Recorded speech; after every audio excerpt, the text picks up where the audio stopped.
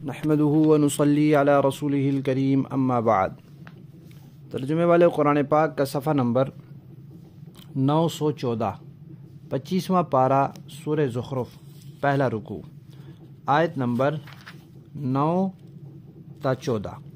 اعوذ باللہ من الشیطان الرجیم، بسم اللہ الرحمن الرحیم۔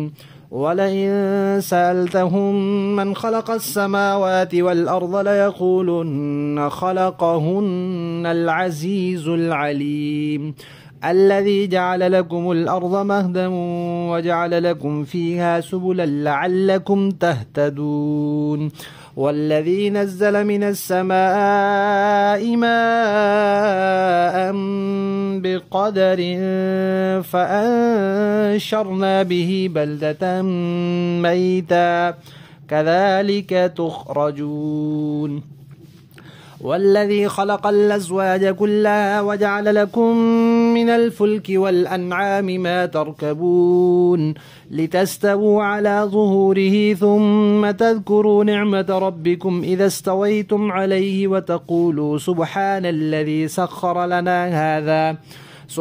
الَّذِي سَخَّرَ لَنَا هَذَا وَمَا كُنَّا لَهُ مُقْرِنِينَ وَإِنَّا إِلَى رَبِّنَا لَمُنقَلِبُونَ۔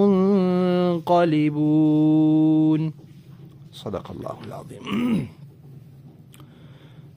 پچھلی آیات میں اس بات کا تذکرہ آیا تھا کہ مشرکین کو پسند آئے یا نہ آئے، قرآن نازل ہوتا رہے گا اور قرآن کی دعوت جاری رہے گی، اور یہ نبی کا مذاق اڑاتے ہیں۔ ان سے پہلے لوگوں نے بھی نبیوں کا مذاق اڑایا، لیکن بالآخر پھر وہ ہلاک ہو گئے، حالانکہ وہ ان سے زیادہ طاقتور تھے۔ اب اللہ تبارک و تعالی فرما رہے ہیں کہ معبود صرف اور صرف اللہ تعالی ہے۔ کیوں؟ سمجھانے کے لیے فرمایا کہ دیکھو، جو کارنامے اللہ تعالی انجام دیتے ہیں وہ کوئی اور دے ہی نہیں سکتا۔ جب ایسے کام کوئی اور نہیں کر سکتا تو کوئی اور معبود کیسے ہو سکتا ہے؟ تو اللہ تعالیٰ کی قدرت کی جو چیزیں ہیں ان میں سے 5 چیزوں کا یہاں تذکرہ کیا ہے، اور مشرکین کو غور و فکر کی دعوت دی ہے کہ سوچو ذرا کہ یہ کام اللہ کے علاوہ اور کوئی کر سکتا ہے۔ پہلی بات یہ کہ اللہ تعالیٰ نے آسمانوں کو اور زمینوں کو پیدا کیا ہے۔ کیا اللہ کے علاوہ کوئی آسمان زمین پیدا کر سکتا ہے؟ یہ بات مشرکین بھی مانتے تھے کہ خالق اللہ تعالیٰ ہے، مجید اللہ تعالیٰ ہے، پیدا کرنے والے اللہ تعالیٰ ہیں۔ نمبر 2، پھر اللہ تعالیٰ نے زمین کو نرم بنایا ہے۔ پوری زمین پتھر کی طرح، چٹان کی طرح سخت نہیں ہے، اس پر انسان زندگی بسر کرتا ہے، اس سے انسان اپنی ضروریات پوری کرتا ہے۔ اگر کسی کو پتھر پر زندگی گزارنی پڑے، چٹان پر زندگی گزارنی پڑے، تو اسے زمین کی نرمی کا اندازہ ہو اور اس کی قدر آئے۔ اللہ تعالیٰ نے زمین کو نرم بنایا ہے، انسان اس میں گوڈی کر لیتا ہے، اس میں پھل پھول اگ جاتے ہیں، کھیت لگ جاتے ہیں، یہ سارے کچھ کرنے والا اللہ کے علاوہ کوئی ہے؟ تیسری بات کہ اللہ تعالیٰ نے زمین میں بڑے بڑے پہاڑ رکھے ہیں اور ان کے درمیان راستے بنائے ہیں۔ پہاڑوں پہ چڑھنے کے لیے درمیان میں راستے ہیں۔ کئی پہاڑ ہوتے ہیں ایسے بالکل دیوار کی طرح کھڑے ہوتے ہیں، اور جو دیوار کی طرح کھڑے ہوتے ہیں اس پہ انسان نہیں چڑھ سکتا، راستہ ڈھونڈتا ہے کہ راستہ کہاں ہے۔ جو برابر زمین ہے، ہموار، اس میں بھی اللہ نے راستے بنائے ہیں، اور جہاں پہاڑ اور ٹیلے آ جاتے ہیں وہاں بھی اللہ نے راستے رکھے ہیں۔ کیوں؟ تاکہ دنیا بھر کے لوگ ایک دوسرے تک پہنچ سکیں، ایک دوسرے سے مل سکیں، ایک دوسرے کے پاس آ جا سکیں، سامان و ساز و سامان لا سکیں، لے جا سکیں۔ اگر اللہ تعالیٰ یہ راستے نہ بناتے تو انسان ایک ہی جگہ گھر کر رہ جاتا اور بڑی پریشانی ہوتی۔ چوتھی بات کہ اللہ تعالیٰ بارش برساتے ہیں، اور بارش ہر جگہ کے مناسب برساتے ہیں، جس جگہ اللہ جتنی مناسب سمجھتے ہیں۔ کبھی اللہ سیلاب مناسب سمجھتے ہیں، سیلاب بھیج دیتے ہیں۔ کبھی اللہ قحط سالی کو اس وقت کے مناسب سمجھتے ہیں، انسانوں کو جھنجھوڑنے کے لیے، تنبیہ کرنے کے لیے، یا کسی کو سزا دینے کے لیے اللہ بارش روک لیتے ہیں، قحط ہو جاتا ہے۔ تو ہر جگہ کے لیے جو اللہ کو کے ہاں مناسب ہوتا ہے اس کے مطابق اللہ تعالیٰ بارش برساتے ہیں۔ اور جب بارش آتی ہے تو بالکل مردہ اور بنجر اور خشک زمین جس پر خاک اڑ رہی ہوتی ہے وہ بھی تر و تازہ ہو جاتی ہے، ہری بھری ہو جاتی ہے، گویا کہ زندہ ہو جاتی ہے، سبزہ اگاتا ہے وہاں۔ پھر اللہ تعالیٰ نے اسی سے جو حیوانات ہیں ان کی معیشت کا انتظام کیا ہے اس بارش کے ذریعے۔ تو قیامت کے دن بھی اللہ تبارک و تعالیٰ اسی طرح مردہ جسموں کو زندہ کریں گے، مردوں کو زندہ کر دیں گے اور وہ اٹھ کھڑے ہوں گے، جیسے مردہ زمین بھری بھری ہو جاتی ہے۔ بلکہ روایات میں تو یہ آتا ہے کہ قیامت کے دن ایک بارش ہوگی اور اس سے مردے جو ہے وہ زمین سے نکل آئیں گے۔ پانچویں بات کہ اللہ تعالیٰ نے زمین میں انسان کے فائدے کے لیے مختلف چیزیں پیدا کی ہیں، پھر ان کی آگے مختلف قسمیں بنائی ہیں، انواع بنائی ہیں۔ مثلا پھل ہیں تو ایک ہی قسم کے پھل تو نہیں ہے پوری دنیا میں، پھلوں کی ڈھیر قسمیں ہیں۔ غلے ایک ہی قسم کا غلہ تو نہیں ہے، غلوں کی ڈھیر قسمیں ہیں۔ سبزیاں ہیں، ایک ہی سبزی تو نہیں ہوتی پوری دنیا میں، سبزیوں کی قسمیں ہیں۔ پھول بنائے ہیں تو پھولوں کی اقسام ہیں، حیوانات بنائے ہیں تو جانوروں کی قسمیں ہیں، اور معلوم نہیں اللہ تعالیٰ نے کیا کیا کچھ پیدا کیا ہے۔ پھر انہی مختلف چیزوں میں اللہ نے سواریاں بنائی ہیں۔ ساری دنیا میں کوئی سواری کی ایک قسم تو نہیں ہے، بہت قسمیں ہیں۔ سواری کی جتنی اقسام ہیں ان کو دو بڑی قسموں میں تقسیم کیا جاتا ہے۔ ایک وہ جن کے بنانے میں انسان کی صنعت اور حرفت کا کوئی دخل نہیں۔ اونٹ کو اللہ نے پیدا کیا، انسان نے اس میں کارخانہ لگایا جہاں اونٹ تیار ہوتے ہیں۔ گھوڑا اللہ نے تیار کیا سواری کے لیے، انسان نے تو کسی کارخانے میں نہیں گھوڑے کو بنایا۔ تو ایک تو یہ قسم ہے، اور دوسری قسم وہ جس میں انسان کی محنت کو، اس کی صنعت کو دخل ہے، جیسے انسان نے کارخانے لگائے ہیں اور وہاں گاڑیاں بن رہی ہیں، کارخانوں میں سائیکلیں اور موٹر سائیکل تیار ہو رہے ہیں، کارخانوں میں بحری جہاز اور ہوائی جہاز تیار ہو رہے ہیں۔ تو یہ دونوں قسم کی چیزیں اللہ نے مہیا کی ہیں۔ یہ اونٹ جیسا طاقتور جانور ہاتھیوں کے اوپر سواری کرتے ہیں، ہاتھی جیسا طاقتور جانور انسان کے بس کی بات ہے کہ اس کو قابو کر لے، اس کو اللہ نے انسان کے قابو میں دیا ہے۔ ایک چھوٹا سا بچہ بھی اونٹوں کی لمبی قطار کی رسی پکڑ کے آرام سے لے جاتا ہے۔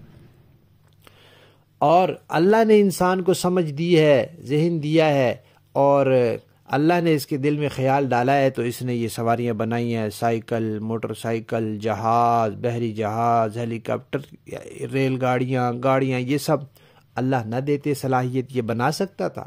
نہیں بنا سکتا۔ تو یہ مختلف قسم کی چیزیں دنیا میں اللہ نے انسان کے فائدے کے لیے بنائی ہیں۔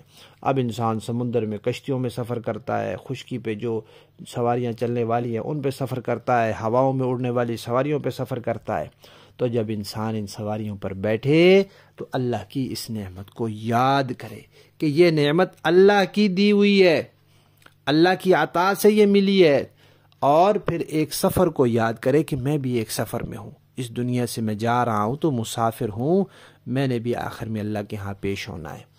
تو سواری پر سوار ہوتے وقت اپنے رب کے احسان کو یاد کرو، اور پھر دعا بتلائی ہے کہ جو اس میں سفر کی دعا ہے وہ ہر سواری پر پڑھنی چاہیے۔ گاڑی پر بیٹھیں تب بھی پڑھیں، جہاز پر بیٹھیں پھر بھی پڑھیں، سائیکل پر بیٹھیں پھر بھی پڑھیں، موٹر سائیکل پر سواروں پھر بھی پڑھیں، رکشے پہ بیٹھیں پھر بھی پڑھیں، ہر سواری کے لیے ہے وہ دعا۔ اور جب انسان سواری پر سوار ہونے لگے تو پاؤں رکھے تو کہے بسم اللہ، اور پھر جب بیٹھ جائے تو پھر کہے الحمدللہ، اور اس کے بعد پھر یہ کلمات کہے سبحان الذی سخر لنا ھذا وما کنا لہ مقرنین وَإِنَّا إِلَىٰ رَبِّنَا لَمُنْقَلِبُونَ۔ تو اس میں یہ دو فائدے حاصل ہوئے، ایک یہ کہ یہ نعمت اللہ کی دی ہوئی ہے، اللہ کی طرف دھیان ہو گیا، اللہ کی طرف توجہ ہو گیا، اللہ کی یاد آ گئی، یہ انسان کی زندگی کا مقصد ہونا چاہیے۔ اور دوسرا کیا کہ بھئی میں بھی ایک مسافر ہوں، ایک سفر میں، یہ تو ایک عارضی سفر ہے جو میں یہاں سے وہاں تک جا رہا ہوں، اور اس سے بھی اوپر کا ایک سفر ہے جو میری پوری زندگی کا سفر ہے، اور یہ سفر بھی ختم ہونا ہے، تو پھر میں نے ایک جگہ حاضر ہونا ہے۔ تو وَإِنَّا إِلَيْهِ رَاجِعُونَ جو ہے، وَإِنَّا إِلَىٰ رَبِّنَا لَمُنْقَلِبُونَ، یہ اسی کی طرف اشارہ ہے۔ لفظی معنی دیکھیے، وَلَئِن، اور اگر، سألتا، آپ پوچھ لیں، ہم ان مشرکوں سے، من کہ کس نے، خلق پیدا کیا، السماوات آسمانوں کو، والارض اور زمین کو، لا یقولن تو وہ ضرور کہیں گے، خلقا پیدا کیا ہے، ہن انہیں، العزیز اس ذات نے جو غالب ہے، العلیم علم والی ہے، جاننے والی ہے، الذی وہ ذات، جعل جس نے بنائے، لکم تمہارے لیے، جس نے بنایا، لکم تمہارے لیے یعنی تمہارے فائدے کے لیے، الارض زمین کو کیا بنایا، مہدن بچھونا بنایا، فرش بنایا، وجعل لکم اور بنایا اس نے تمہارے فائدے کے لیے، فیہا اس میں، سبلن راستے، لعلکم تاکہ تم، تہتدون راہ پاؤ، والذی اور وہ ذات، نزلہ جس نے نازل کیا، من السماء آسمان سے،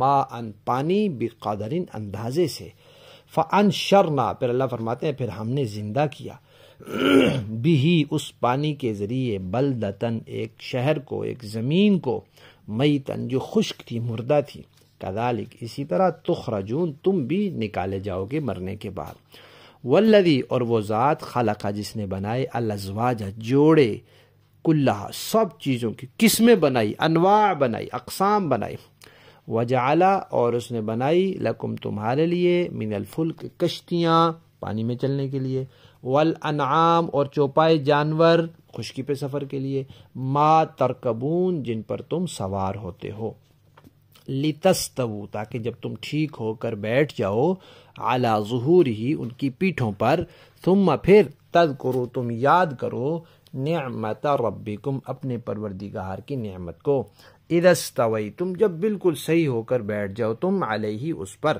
وتقولوا اور تم کہو، سبحان الذی پاک ہے وہ ذات، سخر جس نے مسخر کر دیا، لنا ہمارے، ھذا اس سواری کو، وما کننا اور نہیں تھے ہم، لہو اس کو، مقرنین قابو میں لانے والے، وَإِنَّا اور بے شک ہم نے بھی، الی ربنا اپنے رب کی طرف، لمنقلبون ضرور لوٹ کر جانا ہے، ہم لوٹ کر جانے والے ہیں۔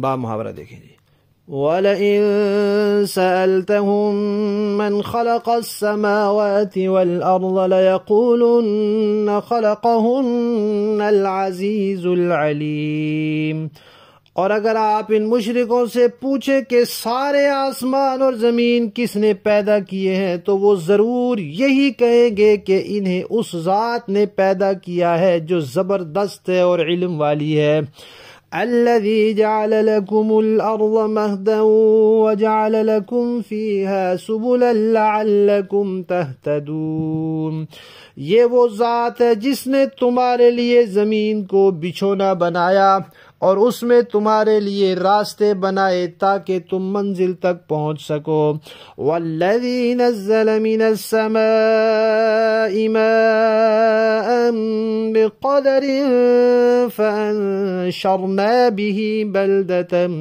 میتا کذالک تخرجون، اور جس نے آسمان سے ایک خاص اندازے سے پانی اتارا، پھر ہم نے اس کے ذریعے ایک مردہ علاقے کو نئی زندگی دے دی، اسی طرح تمہیں قبروں سے نکال کر نئی زندگی دی جائے گی، والذی خلق الازواج كلها وجعل لكم من الفلك والانعام ما ترکبون، اور جس نے ہر طرح کے جوڑے پیدا کیے اور تمہارے لیے وہ کشتیاں اور چوپائے بنائے جن پر تم سواری کرتے ہو، لتستووا على ظهوره ثم تذكروا نعمة ربكم اذا استويتم عليه وتقولوا سبحان الذي سخر لنا هذا وما كنا له مقرنين وإنا إلى ربنا لمنقلبون، تاکہ تم ان کی پشت پر چڑھو، پھر جب ان پر چڑھ کر بیٹھ جاؤ تو اپنے پروردگار کی نعمت کو یاد کرو اور یہ کہو کہ پاک ہے وہ ذات جس نے اس سواری کو ہمارے بس میں دے دیا، ورنہ ہم میں یہ طاقت نہیں تھی کہ ہم اس کو قابو میں لا سکتے، اور بے شک ہم اپنے پروردگار کی طرف لوٹ کر جانے والے ہیں۔ صدق اللہ العظیم۔